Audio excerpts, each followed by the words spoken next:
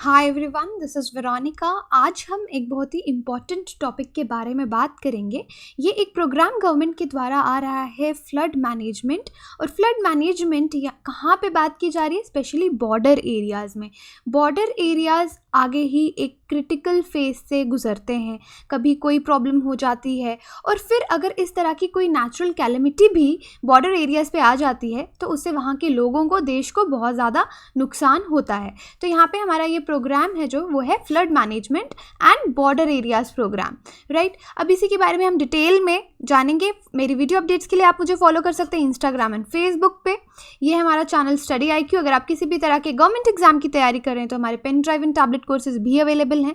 अगर आप इन कोर्सेज के बारे में कोई भी जानकारी लेना चाहते हैं तो आप हमारे नंबर्स पे कॉल कर सकते हैं या फिर हमारी साइट विजिट कर सकते हैं। PDF आपको हमारी साइट पे हिंदी इंग्लिश दोनों ही भाषाओं में मिल जाएगा।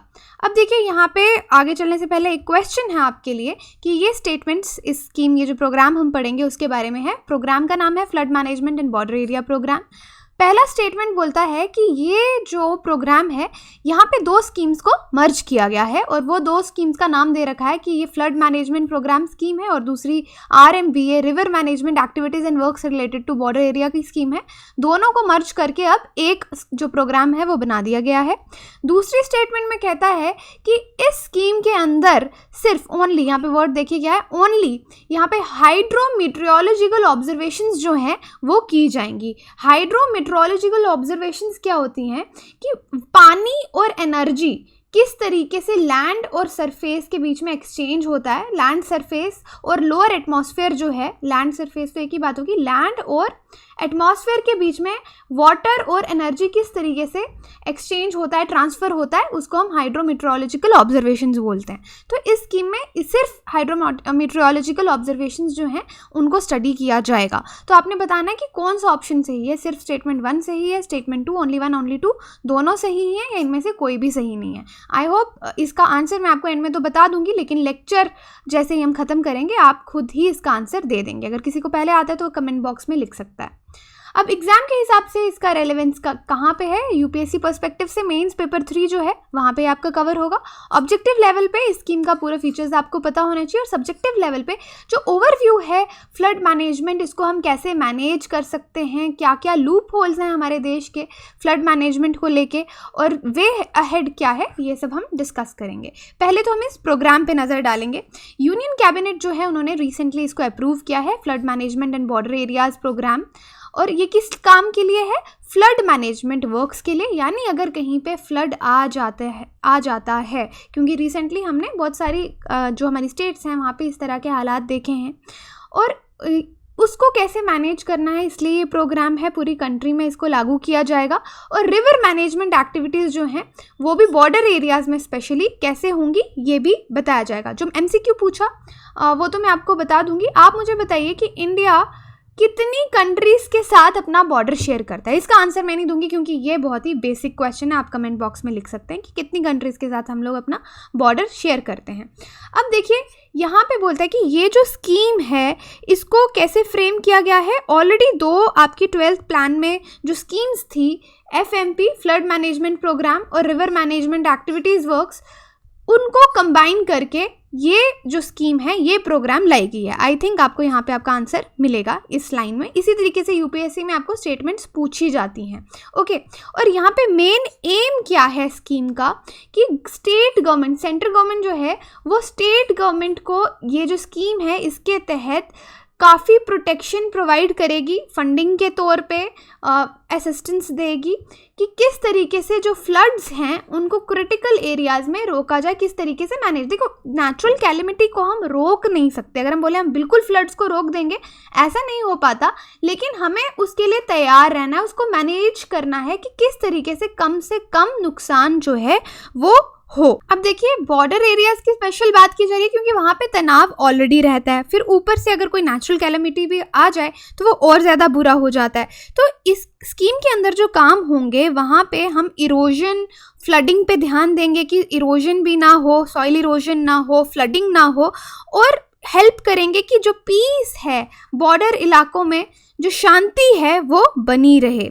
और उसके बाद ये जो स्कीम जैसे मैंने बताया इसमें 2 स्कीम्स को मर्ज किया गया है। तो इन स्कीम्स के अंदर अभी तक जितने भी प्रोग्राम्स चल रहे थे उनको इसके अंदर कंटिन्यू किया जाएगा। ऐसा नहीं होगा कि उन प्रोग्राम्स को वहीं पे छोड़ दिया जाएगा, उनको इनके अंदर कंटिन्यू किया जाएगा।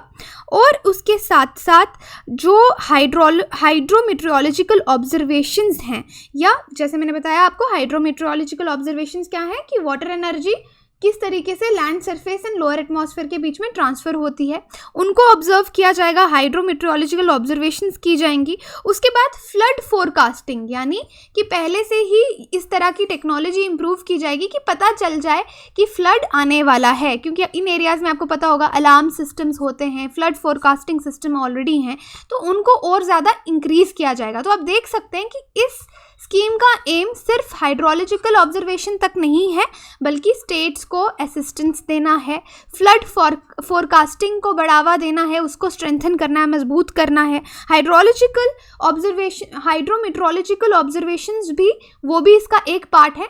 तो आप सेकंड स्टेटमेंट यहाँ पे देख सकते हैं कि ओनली सिर्फ एक काम नहीं है, इसके 2-3 एम यहाँ पे हैं। और फोर्थ एम क्या हो गया इसका कि ऑलरेडी जो स्कीम्स चल रही हैं हमने उनको पूरा करना है, राइट। आई होप ये आपको क्लियर है इस स्कीम के बारे में। अब इसकी फंडिंग पैटर्न देखते हैं कि इसका फंडिंग कैसे होगा। देखिए, जो फंडिंग है इस कंपोनेंट की, FM कंपोनेंट की, ठीक है, फ्लड मैनेजमेंट कंपोनेंट की, वो हर जो स्टेट्स हैं, जनरल कैटेगरी की जो स्टेट्स हैं, वो 50-50% होगा। 50% उसमें सेंटर देगा, 50% उसमें स्टेट देगी।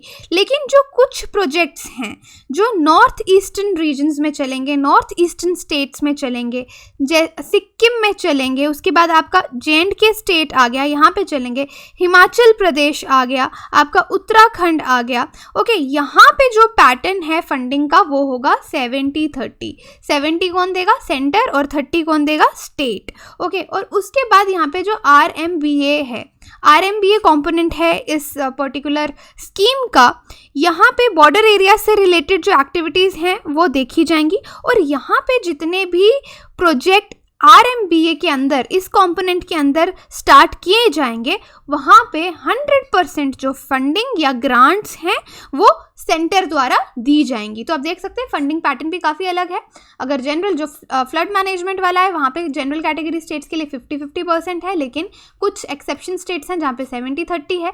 लेकिन जो ये बॉर्डर एरियाज़ वाला कॉन्सेप्ट है, यहाँ पे 100% जो है वो सेंटर के द्वारा दिया जाएगा। अब देखिए, फ्लड से नुकसान तो बहुत होता है। अब इस तरह की स्कीम्स जो हैं वो क्या बेनिफिट लेके आ सकती हैं, तो देखिए, जो ये स्कीम है अगर इसको इम्प्लीमेंट किया जाएगा इफेक्टिवली पूरे देश में, तो हम इससे फ्लड को मैनेज कर सकेंगे, इरोजन को कंट्रोल कर सकेंगे, और जितने भी लोगों की लाइफ है या माल मवेशी हैं उनको भी प्रोटेक्ट कर पाएंगे। क्योंकि बॉर्डर एरियाज़ में यूजुअली जहाँ पे रूरल एरियाज़ आते हैं, लोगों को अपनी जान से भी ज़्यादा अपने जानवरों की जान भी वो इक्वली बचाने की कोशिश करते हैं, और लास्ट टाइम तक हम उनको अलार्म देते रहते हैं कि आप जगह खाली कीजिए, वो नहीं करते। तो लेकिन अगर एक प्रॉपर मैनेजमेंट सिस्टम लेके चलेंगे तो उसमें सॉइल इरोजन भी बचेगा, फ्लड का मैनेजमेंट भी अच्छा होगा, और जो माल मवेशी हैं, पशु पक्षी हैं, उनको भी हम बचा पाएंगे, जो पेट्स हैं, राइट। उसके बाद देखिए, इस स्कीम से काफ़ी इस तरह के टाउन्स हैं जिनको फ़ायदा होगा, विलेजेस हैं, इंडस्ट्रियल इस्टेब्लिशमेंट्स हैं, या फिर जो कम्युनिकेशन लिंक्स इस तरह की नेचुरल कैलेमिटीज से टूट जाते हैं वो बरकरार रहेंगे। एग्रीकल्चरल फील्ड्स हैं, लोगों के जो खेती बाड़ी है वहाँ पे बहुत नुकसान हो जाता है, उसको हम बचा पाएंगे। इंफ्रास्ट्रक्चर जो है, लोगों के घर हैं, दुकानें हो गई या कुछ भी हो गया इस एरिया में, उसको बचा पाएंगे। तो ओवरऑल जो फ्लड्स आते हैं देश की इकोनॉमी को इतना नुकसान पहुँचाते हैं, अगर एक प्रॉपर मैनेजमेंट सिस्टम इस स्कीम के अंदर देखा जाए तो हम उसको प्रॉपरली टैकल करने के लिए तैयार हो सकते हैं। और उसके बाद में जो कैचमेंट एरिया है वहाँ पे भी जो काम है वो किया जाएगा।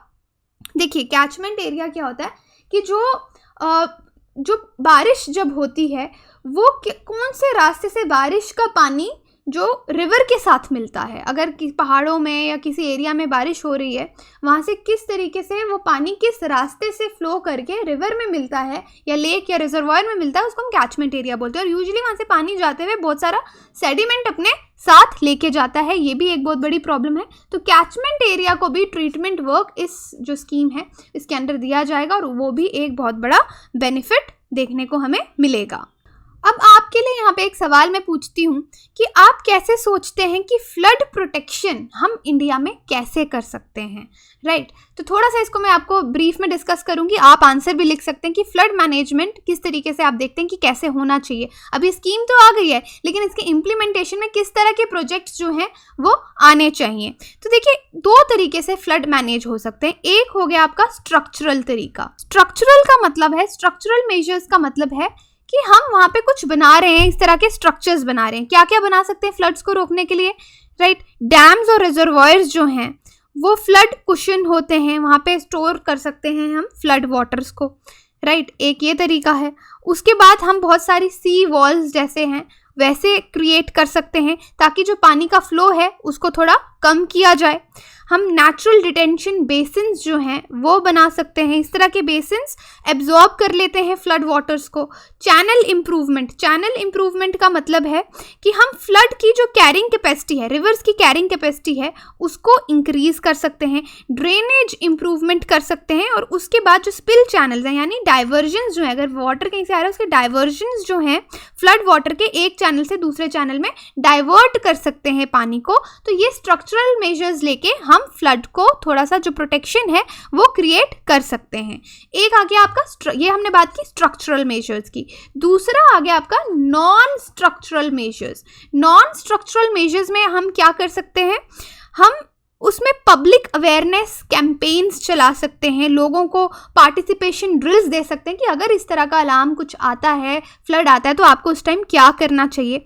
टेक्नोलॉजी इंप्रूव कर सकते हैं, फ्लड फोरकास्टिंग की हमें पहले ही पता हो कि कब वार्निंग देनी है, टेम्परेरी इवैक्यूएशन लोगों को वहाँ से कैसे निकालना है, राइट? उसके बाद फाइनेंशियल मैकेनिज्म जो है डिजास्टर रिलीफ के लिए कि एक बार इस तरह की नेचुरल कैलेमिटी आ गई उसके बाद हमने क्या करना है, डिजास्टर रिलीफ, रिहैबिलिटेशन या फ्लड इंश्योरेंस, ये सब लोगों को हम अवेयर कर सकते हैं। और एक सवाल और है आपके लिए यहाँ पे कि आपको ऐसा सवाल भी आ सकता है कि इंडिया में फ्लड मैनेजमेंट को लेके क्या क्या इश्यूज हैं और उसको कैसे इम्प्रूव कर सकते हैं, राइट? अब हमने काफ़ी कुछ डिस्कस किया है, आप आंसर कमेंट सेक्शन में लिख सकते हैं और जिसका आंसर बहुत अच्छा लगेगा उसको स्टडी IQ स्टार कमेंट भी जो है वो दिया जाएगा। तो आप देख सकते हैं कि जहाँ पे स्टडी IQ स्टार दे रहा है दैट मीन्स वो कमेंट बहुत ही अच्छा है।